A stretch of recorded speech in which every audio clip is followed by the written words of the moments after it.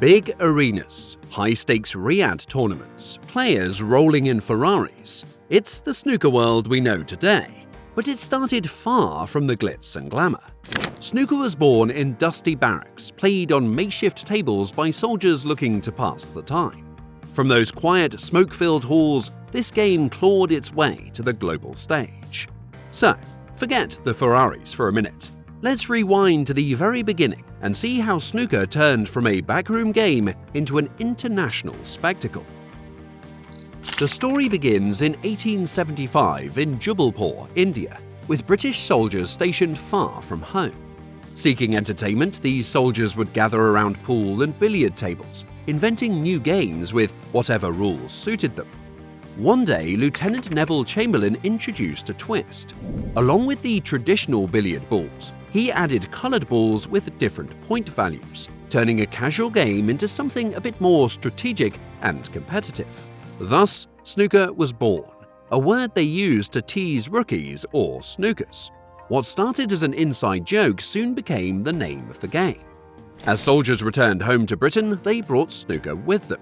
Slowly, the game found its way into social clubs across England, but snooker remained just a casual pastime for years. There were no major tournaments or professional players yet. However, this would all change in the early 20th century, as snooker started building momentum. Snooker's early years saw it taking its first steps towards formal competition.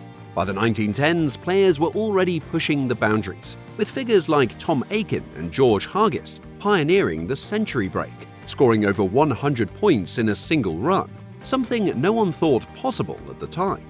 In 1916, the first official English Amateur Snooker Championship was held, marking snooker's shift towards organised competition. Charles Jacques, competing under the alias EAJ, took home the title, inspiring more to take the game seriously. Then, in 1919, the sport's rules were consolidated, ensuring each frame ended with a clear winner through the addition of the re-spotted black rule. With these changes, snooker was ready for its first professional championship. By 1927, Joe Davis, a skilled billiards player, organised the first World Professional Snooker Championship in Birmingham. With a small prize pot of £6 10 shillings, Joe Davis emerged as the winner, claiming his spot as the first ever world champion. This event marked a turning point as snooker began transforming into a professional sport with real stakes. Joe Davis became snooker's first true star. He was unstoppable, winning every world championship from its inception in 1927 until his retirement in 1946. That's 15 straight titles, a record no one else has come close to. Joe's skill was matched only by his passion for snooker. He was relentless in promoting the sport, refining its rules, and pushing for its popularity across Britain. His contributions earned him respect not only as a champion, but as the man who turned snooker into a respectable profession. Even after retiring undefeated, Joe Davis didn't leave the game. In 1955, he set another milestone by achieving the world's first officially recognized 147 maximum break, a perfect game where each ball is potted without a single miss. By the 1950s, snooker had its first superstar, its first heroes, and a budding fanbase. But it was missing one crucial element: visibility. The breakthrough that would change everything came in the form of television. One.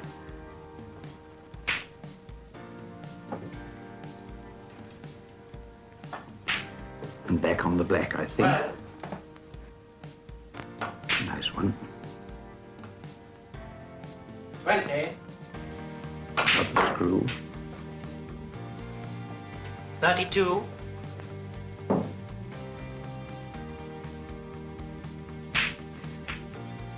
On the black again. 33. Rather awkward though, under the cushion.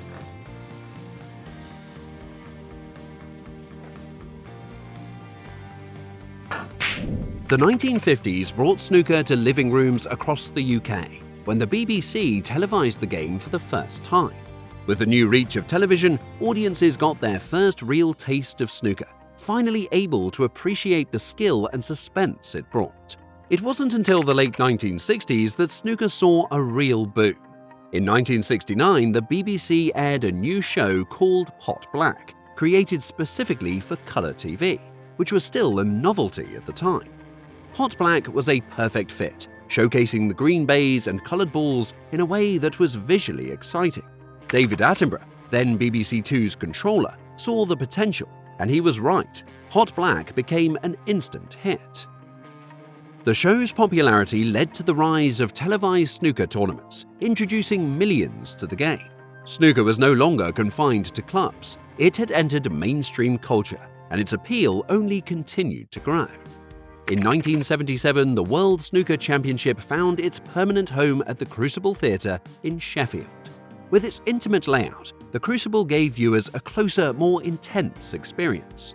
The move was a game-changer, and for over 40 years, the Crucible has remained the iconic venue for snooker's biggest tournament.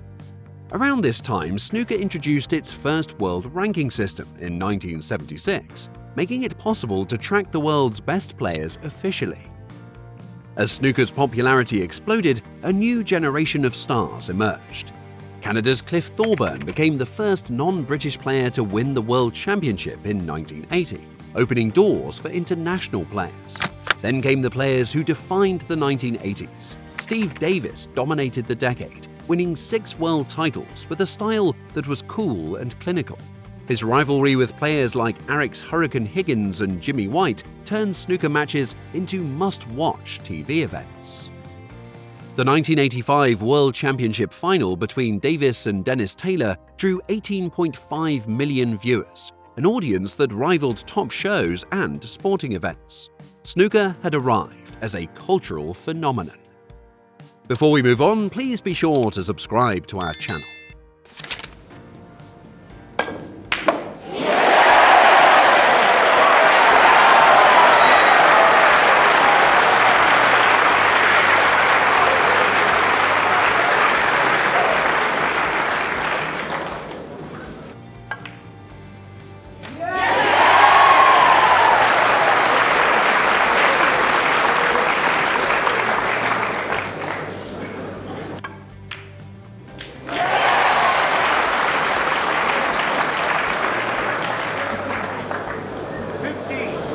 In the 1990s, a young Scot named Stephen Hendry rose to the top, setting records that still stand today. Hendry won his first World Championship in 1990, becoming the youngest ever champion at just 21. His aggressive style and break-building ability made him a force, and he went on to win 7 world titles, surpassing even Steve Davis. Hendry's dominance changed the game's competitive landscape and inspired a new generation of players to push their limits. 69. But the other one went anyway. 71.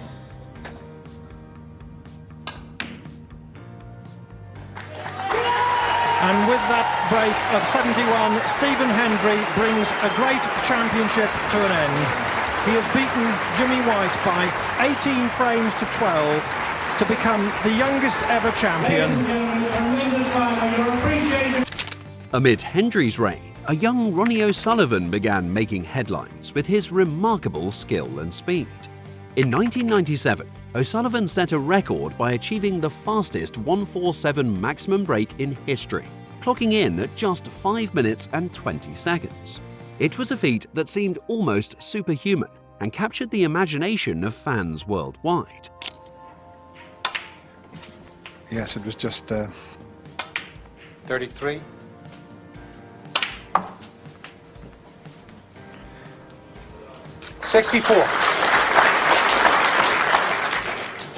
a maximum break.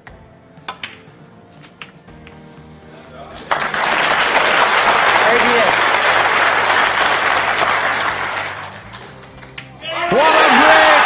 What a fantastic maximum break that is! Ronnie O'Sullivan's delighted, the crowd's delighted. The 90s marked a turning point as snooker became faster, more technical, and increasingly popular globally, especially in Asia. The 2000s saw snooker step onto the international stage, with China emerging as a key player in the sport.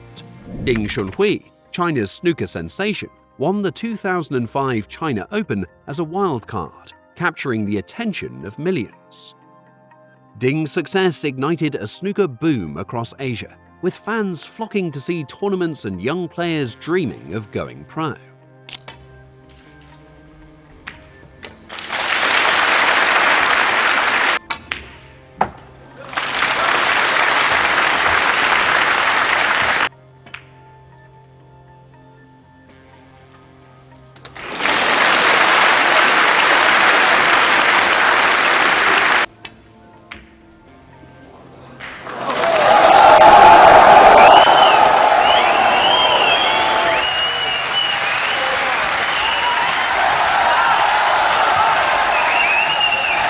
This period also saw Barry Hearn take over World Snooker in 2010, implementing a strategic overhaul to expand snooker's reach. Under Hearn's leadership, new tournaments were added worldwide, prize money increased, and snooker became more accessible. This decade marked a transition as the game moved from a UK-centric sport to a global one, with tournaments in countries as diverse as China, Germany, and Australia. Snooker's expanding fanbase and the rise of global players like Mark Williams and Neil Robertson showed the world that snooker had truly gone international. By the 2010s, Ronnie O'Sullivan had established himself as one of the sport's greatest talents, breaking Stephen Hendry's record of 775 career century breaks. In 2015, he became the first player to surpass 1,000 centuries, adding to his list of achievements. With his colourful personality and unmatched skill, O'Sullivan drew fans from around the world, helping snooker's appeal reach new heights. The China Open became snooker's second richest event, with a prize fund of over £1 million, cementing the sport's popularity in Asia. Meanwhile, the Crucible Theatre celebrated 40 years as the World Championship's home in 2017, a testament to its enduring significance. The decade saw a balance of tradition and innovation, with snooker staying true to its roots while embracing its expanding role on the global stage. New stars continued to emerge, and snooker entered the 2020s with momentum. The 2020s have already brought significant change to snooker. In 2020, the World Snooker Tour was rebranded to reflect its global reach. In 2023, Luca Brecel made history as the first continental European to win the World Championship at the Crucible, highlighting snooker's growing diversity. 69. That's it. He absolutely stayed down on the shot. What a performance. His performance against Mark Williams, against Ronnie O'Sullivan, and who will never forget that comeback against Steve Lee in the semi-final. As snooker's global appeal continues to grow, the sport has entered new regions and introduced fresh ideas to engage fans. One of the most groundbreaking additions has been the Riyadh Season World Masters in Saudi Arabia, a high-stakes tournament that showcases snooker's expanding reach into the Middle East. This prestigious event didn't just bring snooker to a new audience, it introduced an innovative twist with the golden ball, an exciting new rule that offers players the chance to achieve a break of 167 instead of the traditional 147. Here's how it works. Alongside the traditional set of snooker balls, a single golden ball is available under specific conditions, giving players the chance to extend their break. This rule not only challenges players in a new way, but also adds a dramatic flair, attracting both seasoned fans and newcomers. The Riyadh Masters has quickly become a highlight on the snooker calendar, offering substantial prize money and capturing the interest of a younger, global audience. As snooker's popularity grows, new academies are springing up in regions like Asia, the Middle East, and Europe, encouraging young talent and providing training pathways that didn't exist a few decades ago. China, in particular, has produced a wave of rising stars and hosts some of the world's most lucrative tournaments, while regions like the Middle East show immense potential for future growth. The combination of new formats, international tournaments, and fresh talent is making snooker's future brighter than ever. Snooker's growth isn't just about the players and tournaments, it's also about the evolution of the equipment that makes the game what it is. In the early days, snooker tables were far from standardized, with uneven bays, less refined cues, and unpredictable balls. Cue technology has also come a long way, with modern cues made from premium hardwoods and featuring balanced weights and precision tips. The advent of chalk, once a simple accessory, has become a science with various types now tailored for different strokes. Today, high-tech monitoring equipment helps players and coaches analyze each shot's speed, angle, and spin, pushing the game's technical boundaries. These innovations and equipment have helped snooker reach new levels of skill, speed, and excitement, evolving alongside the game itself to enhance the viewer experience.